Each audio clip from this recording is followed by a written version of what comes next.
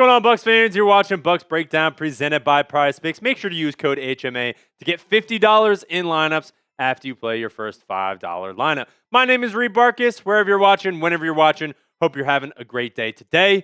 Coming up, I have a fun show idea for you.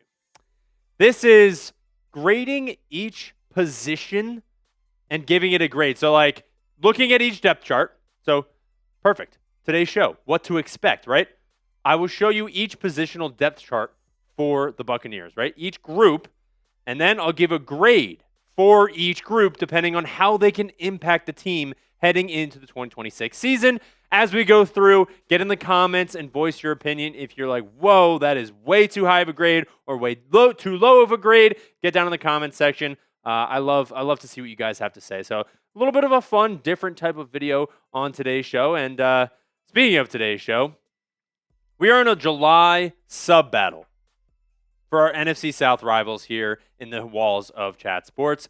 Saints now is ahead. They're at 106 new subscribers in the month of July. Panthers today at 99. We're here at 68. And then Falcons today, they have not moved. They are still at 14 new subscribers. So if you want free, fun Bucs content all off season long, training camp is coming up. Don't miss a thing. Make sure to hit that subscribe button for $0. You don't have to pay any money to watch this show. And let's beat those guys over in the NFC South in the walls of Chat Sports. All right, starting off with the quarterback position, the most important position in the NFL. If you guys are not watching the Netflix documentary, quarterback surrounding Baker Mayfield, Jane Daniels, Cam Ward, and Joe Flacco, it's a really, really cool thing to watch. But obviously, we signed Jake Browning in the offseason in free agency to get a better backup. Jalen Daniels, that UDFA signing out of Kansas. And then Connor Bazelak, he's always been our practice squad type of guy. Let's go with B+. Now, nothing special, right? Baker Mayfield coming off a down season. He was injured a lot during that season. But I think this 2026 season, Baker has something to prove. Now, that B+ is, I would say last year was probably I would guess a B-, maybe, like a B, somewhere around there, because he was coming off that 2024 season. But we didn't have a great backup, right? It was Teddy Bridgewater. He was nothing crazy. Jake Browning's a good backup. And then we have some potential in Jalen Daniels. And then Baker Mayfield, he's got to have a chip on his shoulder. I think this is a fantastic group to go with. But it is nothing crazy, so I went with a B+. Moving on to the running back position. Bucky Irving coming back from his shoulder surgery. Kenny Gainwell, we gain in free agency. Sean Tucker stays with us as well. We bring him back. And, I mean, Callaway and Williams are more just special teamers. But I'm actually going to go with an A- for the running back position. Now, last year we had Rachaad White. He was ready for a new team, probably in the beginning of last season, honestly.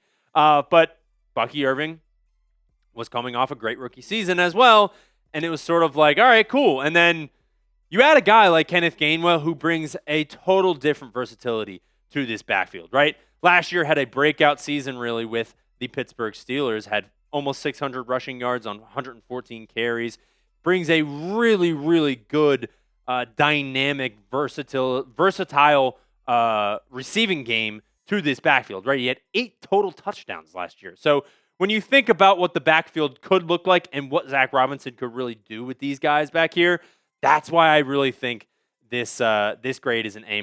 Now, I know that probably surprises a lot of people because Bucky Irving's coming off a shoulder surgery, but he's ahead of the timeline right now, and he's going to be out there for training camp. I think these guys have a really, really good opportunity to change the offense next year. Now, before I continue on with the rest of our positional group grades, I got to give a huge shout out to our presenting sponsor, and that is SeatGeek. If you guys are trying to go to a game or get out of the house, there's no better time right now, and to do it with SeatGeek. Now, today's show is sponsored by SeatGeek, and use code CHAT10 to get 10% off your next set of tickets. The MLB is in full swing right now. I know the World Cup is over, so you can't go to any of those games if you were in the area, but they are selling Buccaneers tickets right now if you're trying to go to the game. I mean, guys, going to a game is extremely, extremely fun, and you make a lot of memories when you go. And this is as you can see on your screen right now, $91, and you can see the view from your seat before you even buy the ticket. Now, if you want to go to a concert or anything like that, you can get tickets on SeatGeek as well. Now, I look for the green dots because the green dots mean good. The red means bad, so stay away from the red. And of course, I have a code for you guys. You can check out SeatGeek and you can use code CHAT10 to get 10% off your next set of tickets at SeatGeek. That's 10% off any set of tickets with promo code CHAT10. Just click the link in the description to download the app and have the code automatically added to your account so you can use it later. Thank you so much to SeatGeek. All right, let's move on to our wide receivers. Emeka Egbuka is probably going to be your wide receiver one, whether it be him or Chris Godwin. Jalen McMillan is going to be the other outside guy. And then Ted Hurst, I think, is going to get a lot of run as well. And then we have David Sills that we get in free agency as well. Tez Johnson's going to be involved in that offense. Cameron Johnson's more of just that special teams type of guy. But even Eric Rivers, the UDFA on there, is making some noise. But I'm going to go with a solid B for this group.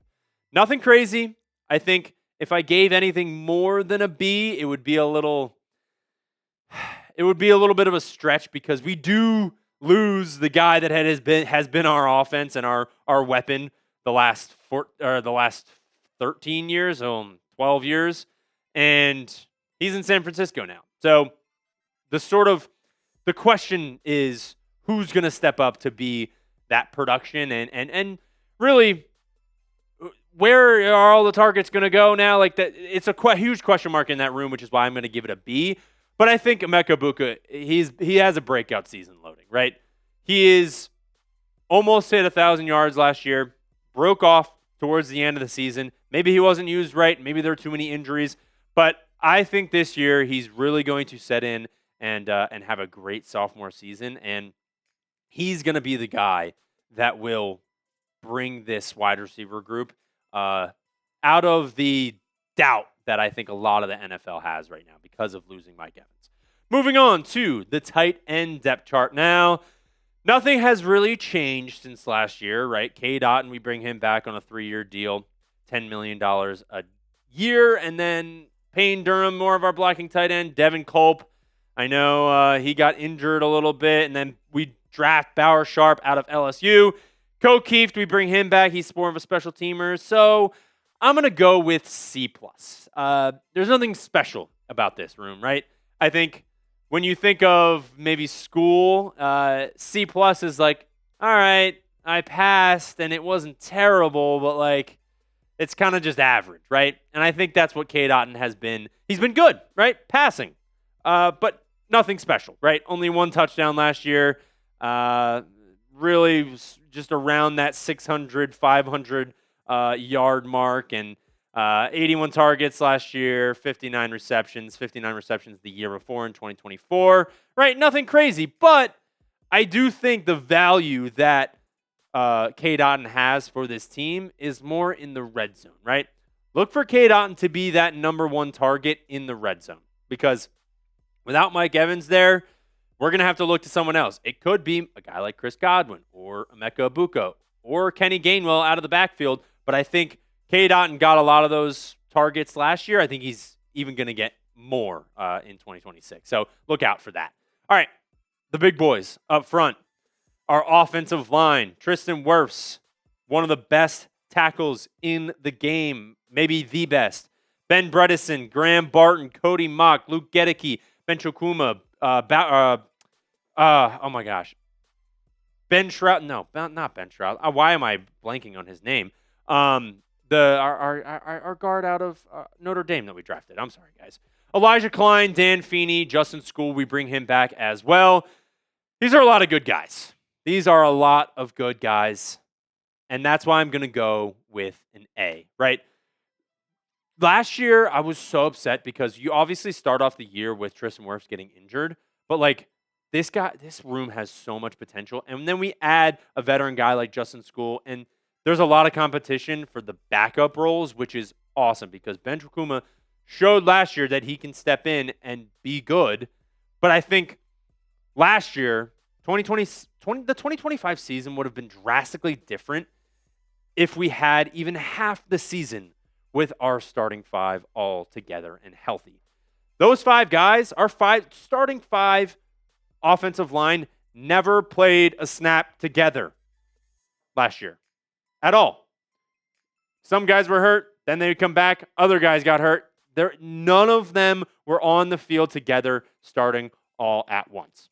So if we get those 5 guys together, top 15, top 10 offensive line, that's why I'm giving it an A. Now, let me know down in the comments section, will the Bucs offense be better or worse than last year's? Because we're about to go to the defense, so I want to ask you guys, type B for better or type W for worse? And if you're like, I don't think it's going to change at all, you can let me know that in the comment section as well. I'd love to hear from you guys down there. Now, before we head on to the defense, I got to give a huge shout out to the people that make this show completely free, and that is Prize Picks. Today's show is sponsored by Prize Picks, America's #1 sports picks app, as well as mine. The World Cup, unfortunately, is done, but if you don't want to miss out on the MLB, make sure to get a lineup in today. I've been using it since 2022. So you guys know that Prize Picks is the place to be. Now, it's super simple to use. Just pick more or less on a few player stats, lock in your lineup, and it is that easy. Now, I have a lineup here for the Tampa Bay Rays. We got Chandler Simpson, the more on his hits. It is a goblin pick, so it's a little bit easier. And then we got Dalton Varsho for less than 4.5 hitter fantasy sort. Now, you're wondering, why am I doing this, right? So, Chandler Simpson actually has the last 2 games, he has had more than a hit. He's had 2 against the Red Sox, and the Red Sox before, he's had 2 hits. So I feel like it was a pretty good pick to go with that, right? And then we move on to the other guy, Mr. Dalton Varsho. Why are we picking him, right?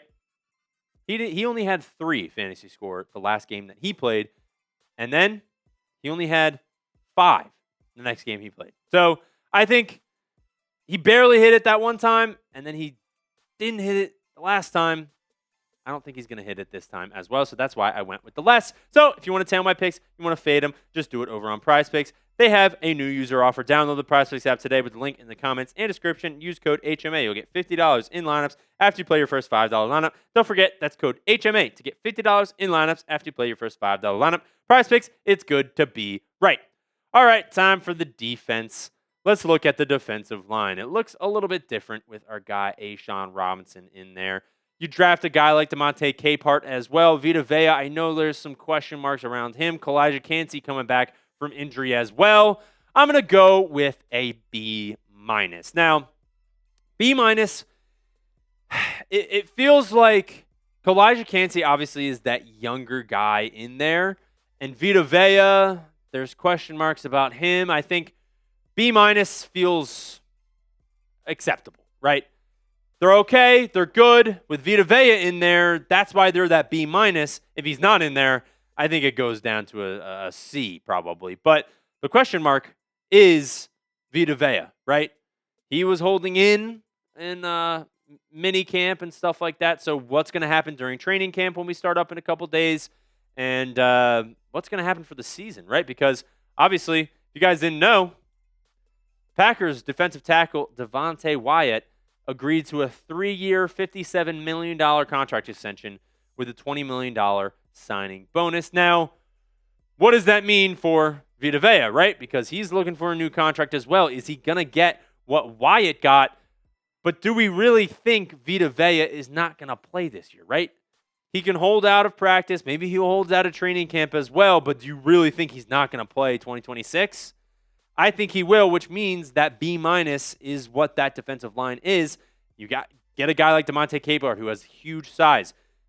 A'Shawn Robinson who has veteran experience and is just an energetic guy who is also very, very big and can clog the middle, which is what we really, really needed last year. So I think you improve a lot on the defensive line, and that's why I think it's a B-. But like I said, that minus is Vita Vea. I just think if he's not there and he doesn't play this year because he's holding out and wants a new contract, I think that's more of a C+ maybe. All right, let's move on to the linebacker position. Looks a lot different, huh? If you looked at this linebacker group last year, you'd be like, who the heck are these guys, right? But you get Ruben Bain in the draft and Josiah Trotter as well, Alex Anzalone, Yaya Diaby. A lot of question marks with who's going to start next to Alex Anzalone, but let's go with an A, right? Ruben Bain Jr., that's a home run pick. This is a very, very good group. Him and Yaya Diaby on the outside.